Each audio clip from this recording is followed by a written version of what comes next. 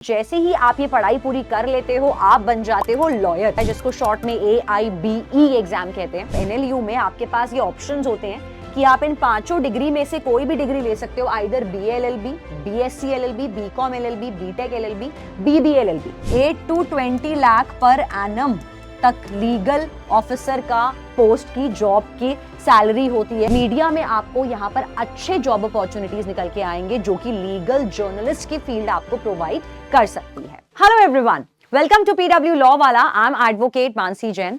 आज के हमारे सेशन में हम लोग डिस्कस करेंगे कि what are the career options after law. तो अब क्या होता है, आपकी लॉ कंप्लीट हो जाती है, आप लोगों ने 5 ईयर लॉ या 3 ईयर लॉ कंप्लीट कर लिया होता है अल्टीमेटली। उसके बाद अक्सर बच्चे कंफ्यूज होते हैं कि अब हमारे पास क्या क्या करियर ऑप्शंस हैं। लेकिन जब क्योंकि लॉ शुरू किया था तब किसी ने कहा था कि लॉयर बन जाना, कॉर्पोरेट में चले जाना, जज बन जाना। लेकिन क्या सिर्फ इन्हीं तीनों के अलावा कोई और लाइंस अवेलेबल नहीं होती हैं जब आप लॉ कर लेते हो? तो सेशन को शुरू करने से पहले मैं आपको एक इंटरेस्टिंग फैक्ट बताऊंगी। बहुत बच्चों को यह भी नहीं पता होता कि what is the difference between lawyer and advocate. तो लॉयर होता है जब आप अपनी लॉ की डिग्री कंप्लीट कर लेंगे, दैट इज आइदर आपने 5 ईयर का लॉ का कोर्स किया है, दैट इज BA LLB और BBA LLB, और बहुत सारी लाइंस होती है, मतलब आपने 5 ईयर लॉ किया है। सेकेंडली, अगर आपने 3 ईयर लॉ किया है, आपने अपनी ग्रेजुएशन के बाद 3 ईयर वाला लॉ किया है जिसको LLB कहते हैं, तो उस केस में जैसे ही आप ये पढ़ाई पूरी कर लेते हो आप बन जाते हो लॉयर। अब एडवोकेट क्या होता है? एडवोकेट होता है जब आपके पास लॉयर बनने के बाद कोर्ट में प्रैक्टिस करने का लाइसेंस आ जाता है। वो लाइसेंस कैसे आता है? आपको बार काउंसिल में अपने आप को एनरोल करना होता है, आपका लाइसेंस बनता है, फिर आपको ऑल इंडिया बार एग्जामिनेशन देना पड़ता है जिसको शॉर्ट में AIBE एग्जाम कहते हैं। जैसे ही आप ये एग्जाम दे देते हो तो उसके बाद आपके पास प्रैक्टिस का लाइसेंस आ जाता है और आप बन जाते हो एक एडवोकेट। लेकिन अगर आपने लॉ के बाद कभी भी ये लाइसेंस के लिए नहीं अप्लाई किया तो आप एक लॉयर हो, एडवोकेट नहीं हो। So that is the major difference between these two. तो आइए सेशन शुरू करते हैं। सबसे पहले ये जान लेते हैं, before knowing the career options in law, सबसे पहले हम लोग ये जानेंगे कि what is the route to law, मतलब कैसे हम लोग लॉ कर सकते हैं, मतलब लॉयर बनने के लिए क्या एलिजिबिलिटी क्राइटेरिया है, कौन से एग्जाम क्लियर करने पड़ेंगे, वो हम डिस्कस करेंगे। तो सबसे पहले है law entrance test after 12th।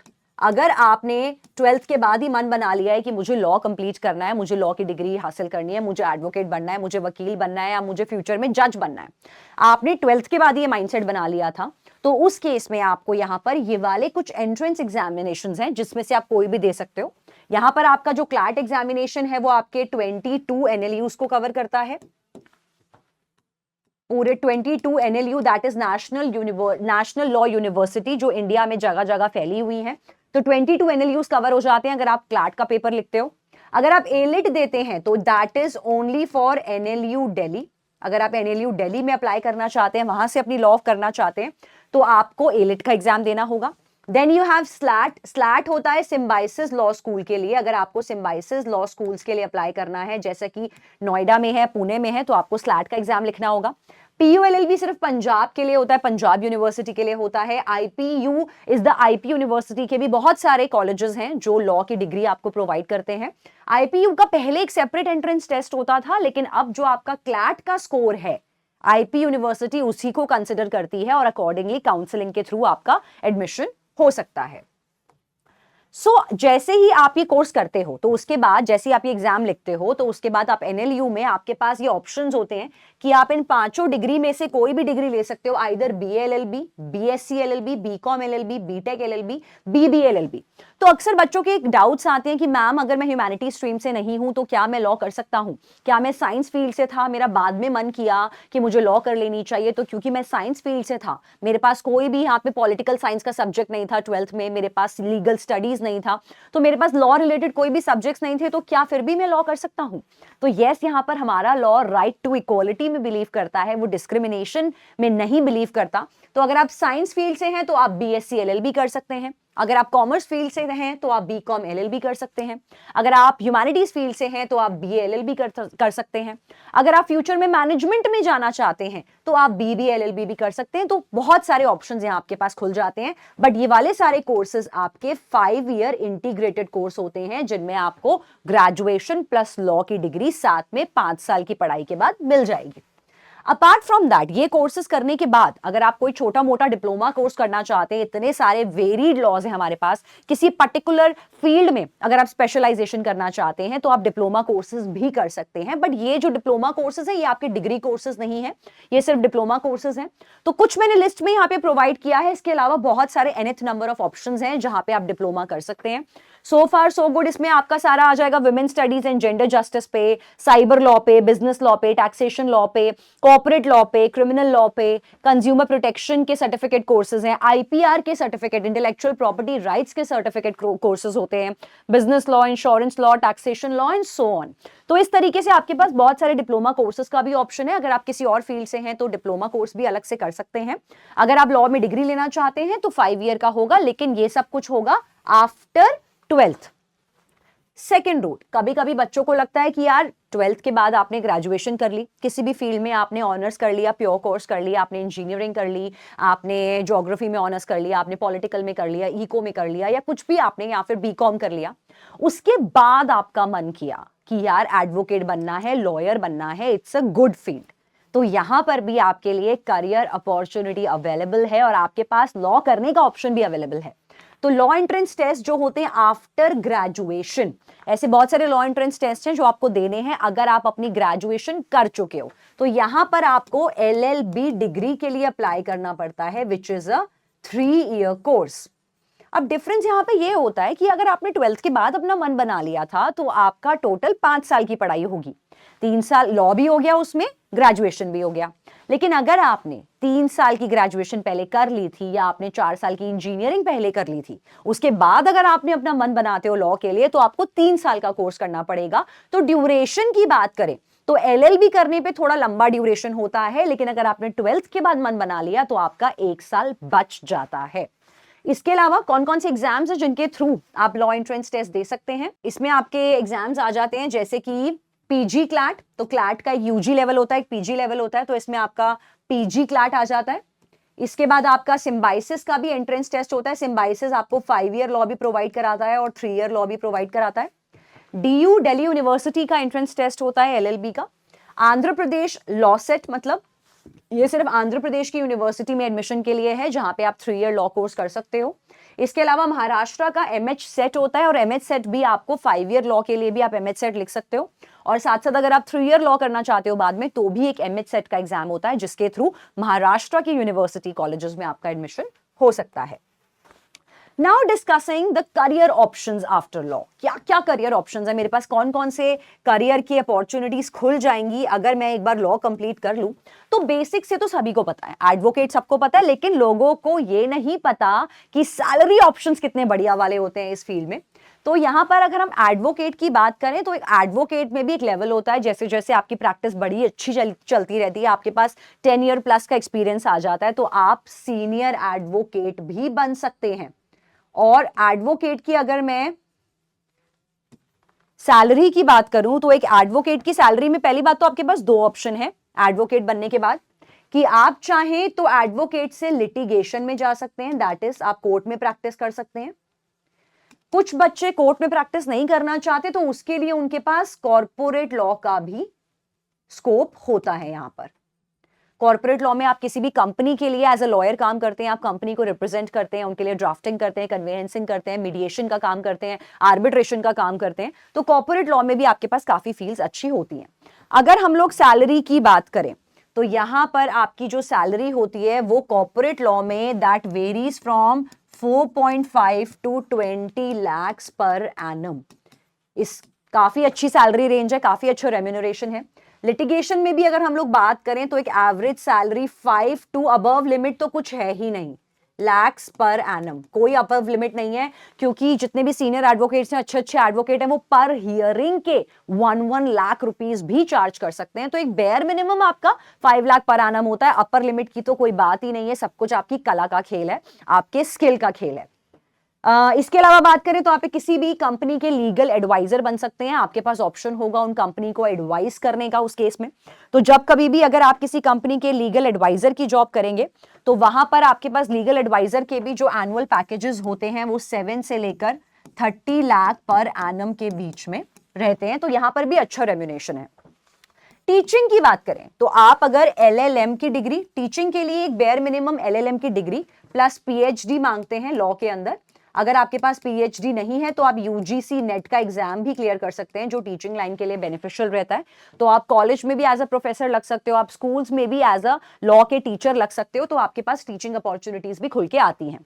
Private companies, जैसा कि मैंने कहा कि कॉर्पोरेट लॉ का ऑप्शंस होता है, तो आप कंपनी को रिप्रेजेंट कर सकते हो, आप उनके लॉयर बन सकते हो, यहां पर भी काफी अच्छे पैकेजेस ऑफर होते हैं। साथ के साथ अगर किसी को लिखने की आदत है तो आप राइटिंग एरिया में भी जा सकते हो, आप ब्लॉगर बन सकते हो। लीगल फील्ड से रिलेटेड आपको आए दिन आजकल काफी सोशल मीडिया पे यहाँ पे अच्छे जॉब अपॉर्चुनिटीज हैं, जहां पर लॉ रिलेटेड कोई भी ब्लॉग लिखने के अच्छे पैसे मिलते हैं, आर्टिकल लिखने के अच्छे पैसे मिलते हैं। तो आप बुक्स लिख सकते हैं, रिपोर्ट्स लिख सकते हैं, जर्नल लिख सकते हैं, ब्लॉगिंग कर सकते हैं लॉ से रिलेटेड। ये भी आपका एक अच्छा डाइवर्सिफाइड फील्ड है। अपार्ट फ्रॉम दैट, जजेस को बहुत बार लीगल रिसर्चर्स की जरूरत होती है, तो लीगल रिसर्चर की भी अच्छी जॉब होती है, जिनके एवरेज पैकेजेस आपके 6 to 12 लाख पर एनम के बीच में वेरी करते हैं। तो लीगल रिसर्चर में आपका काम होता है पूरा लॉ पे रिसर्च करना, जितने भी जजमेंट्स हैं, प्रेसिडेंट्स हैं, उनको स्टडी करना। इस तरीके से ये आपके पास रहता है। LLM का फील्ड आपको हेल्प आउट करता है अगर आपने आगे यहाँ पे डिग्री करनी है, आपने यहाँ पर अगर आगे टीचिंग लाइन में जाना है, तो masters in law is a very good option to go. इसके अलावा गवर्नमेंट सर्विसेज में आपको ये बता दूं, जो बच्चे सिविल सर्विसेज की तैयारी कर रहे होते हैं, जो UPSC की तैयारी कर रहे होते हैं, तो प्रीलिम्स में आपने यहां पर एक सब्जेक्ट को ऑप्ट करना होता है, स्पेशलाइजेशन सब्जेक्ट आपने पिक करना होता है। तो वहां पे आप लॉ भी वहां पर सब्जेक्ट, आई थिंक UPSC में कुछ 32 से 40 सब्जेक्ट्स की लिस्ट है, तो कोई ना कोई सब्जेक्ट में स्पेशलाइजेशन चाहिए होता है। तो वहां पर अगर आप लॉ को भी अपना सब्जेक्ट पिक कर सकते हो, तो UPSC में हेल्प आउट करता है। साथ साथ काफी बच्चे SSC बैंकिंग के लिए अप्लाई करते हैं, तो वहां पर भी लीगल ऑफिसर की पोस्ट होती है, और पैकेजेस की तो मैं क्या बात करूं, बहुत अच्छे पैकेजेस होते हैं। 8 to 20 लाख पर एनम तक लीगल ऑफिसर का पोस्ट की जॉब की सैलरी होती है, और यहां पर आपकी सरकारी नौकरी का भी आपको बेनिफिट मिल जाता है। तो वहां से भी लीगल में करियर अपॉर्चुनिटीज निकल के आती हैं। जुडिशरी की मैं बात करूं तो जुडिशरी आपका 3 लेवल पर होता है। आप चाहो तो हाई कोर्ट और सुप्रीम कोर्ट के जज भी बन सकते हो, लेकिन आप जब सबसे पहले जुडिशरी का एग्जाम लिखते हो तो यहां पर ये एग्जाम 3 लेवल पर होता है आपका, प्रीलिम्स, मेंस और इंटरव्यू राउंड। अगर आप ये तीनों राउंड क्लियर कर लेते हो, एग्जाम क्लियर कर लेते हो दोनों, और इंटरव्यू को क्लियर कर लेते हो, जस्ट लाइक UPSC, जुडिशरी का भी सेम होता है, तो आप मैजिस्ट्रेट या डिस्ट्रिक्ट जज यहां पर लग जाते हो, जज की पोस्ट पे, सिविल जज की पोस्ट पे लग जाते हो। धीरे धीरे प्रमोशन होता है, तो judicial magistrate of first class, magistrate of second class, फिर उसके बाद CMM बन जाते हैं। तो यहाँ पर एलिवेशन के थ्रू भी आपका यहाँ पे अच्छा इंप्रूवमेंट का स्कोप है जुडिशरी की लाइन में। अगर आप हाई कोर्ट या सुप्रीम कोर्ट के जज के लिए अप्लाई कर रहे हो, तो आप हायर जुडिशरी का एग्जाम भी दे सकते हो। अदर देन दैट, अगर आपकी एडवोकेट की प्रैक्टिस ही 10 ईयर प्लस हो चुकी है, तो आप हाई कोर्ट के जज के लिए क्वालिफाई कर सकते हो, and so on. Supreme court के लिए भी accordingly years of experience are required. Legal outsourcing is also another job, जो कि आपका यहाँ पर कंपनीज में, BPO सेक्टर्स वगैरह में, LPOs में लगता है। तो LPOs में भी अच्छा ऑप्शन होता है लीगल आउटसोर्सिंग का। हायर एजुकेशन की बात करें तो यस, आप डिप्लोमा कर सकते हो। आपने साइबर लॉ में डिप्लोमा करा तो आप किसी कंपनी में साइबर लॉ पे अलग से आपको जॉब अपॉर्चुनिटीज मिल जाती हैं। अगर आप इंटेलेक्चुअल प्रॉपर्टी राइट्स में डिप्लोमा या सर्टिफिकेट कोर्स करते हो, तो काफी सारी कंपनीज में कॉपीराइट, पेटेंट, ट्रेडमार्क ऑर्गेनाइजेशन बन चुकी हैं, सेल्स बन चुके हैं। अकॉर्डिंगली वहां पर काफी अच्छी जॉब अपॉर्चुनिटीज होती हैं, जो कि कॉर्पोरेट लेवल पर चली जाती हैं। लीगल एनालिस्ट की बात करें तो लीगल एनालिस्ट की जॉब भी अच्छी होती है, जहां आपको एविडेंसेस वगैरह को एनालाइज करना होता है। यहाँ पे आप गवर्नमेंट वाली जितनी भी लेबोरेटरीज हैं, वहां पर आपको अच्छी जॉब्स मिल जाती हैं। तो यहाँ पर भी काफी अच्छा आपके पास स्कोप रहता है। पॉलिटिक्स की बात करें तो यस, पॉलिटिक्स का तो ऑप्शन, खैर इसके लिए law is not the only career option. Politics में तो आप कहीं से भी जा सकते हो, बट यस, अगर आप लॉ जानते हो तभी आप तरीके से लॉ को अप्लाई कर पाओगे, और पॉलिटिक्स में आपको सारा का सारा लॉ एग्जीक्यूट करना होता है। तो क्योंकि आपको पता है, आपको सारी नॉलेज है, जितने भी मोस्टली आपके हमारे जितने भी मिनिस्टर्स हैं, मोस्टली उनमें से काफी हद तक जो मिनिस्टर्स हैं वो एक्चुअली आपके लॉ ग्रेजुएट्स ही हैं। For example mister P Chidambaram, I would say mister Kapil Sibal, तो काफी सारे जो मिनिस्टर्स हैं वो आपके लॉ ग्रेजुएट्स ही होते हैं। तो यहां पर आपको पॉलिटिक्स में भी, अगर आप लीगल फील्ड से हो, तो आपको एक स्लाइट एज मिल जाता है इन दैट केस। इसके अलावा एक और फील्ड निकल के आती है, that is called legal journalist. तो अब आप सोचेंगे कि जर्नलिस्ट तो पता है हम लोगों को कि मास मीडिया के थ्रू हम बन सकते हैं, लेकिन अगर आप लीगल जर्नलिस्ट बनना चाहें तो यहां पर आपको एक एज मिलेगा सैलरी में, करियर ऑप्शंस में। अगर आप लॉ की फील्ड से हैं तो आपको स्पेशली जितने भी क्रिमिनल क्राइम रिपोर्टिंग रहती है तो मीडिया में आपको यहां पर अच्छे जॉब अपॉर्चुनिटीज निकल के आएंगे जो कि लीगल जर्नलिस्ट की फील्ड आपको प्रोवाइड कर सकती है। सो लास्ट में मैं यही कहना चाहूंगी कि law as a field is an amazing field, law as a career it is an amazing career. यहां पर ये आपको बहुत सारे मल्टीपल जॉब अपॉर्चुनिटीज प्रोवाइड करता है जिनके जरिए आप यहां पर अच्छे लेवल पर जा सकते हैं। और लॉ अगर करियर की बात करूं तो सबसे ज्यादा माना वो पैसा देता है, सब कुछ देता है, लेकिन सबसे ज्यादा लॉ आपको पार देता है, शक्ति देता है, क्योंकि ये प्रोफेशन ही ऐसा है कि जहां पर लगता है कि हाँ यार आप जो प्रोफेशन आपने चुना है, जो आपने सोचा है, वो एक्चुअली में एक रिमार्केबल फील्ड है इन if I compare it with other professions और नॉट। तो ऑन दैट नोट लास्ट में मैं सिर्फ इतना ही कहना चाहूंगी कि understanding the law is not only the right but it is your responsibility, क्योंकि ये एक जस्ट सोसाइटी का फाउंडेशन स्टोन होगा। मिलते हैं आपसे जल्दी अगले सेशन में। Take care everyone, bye bye.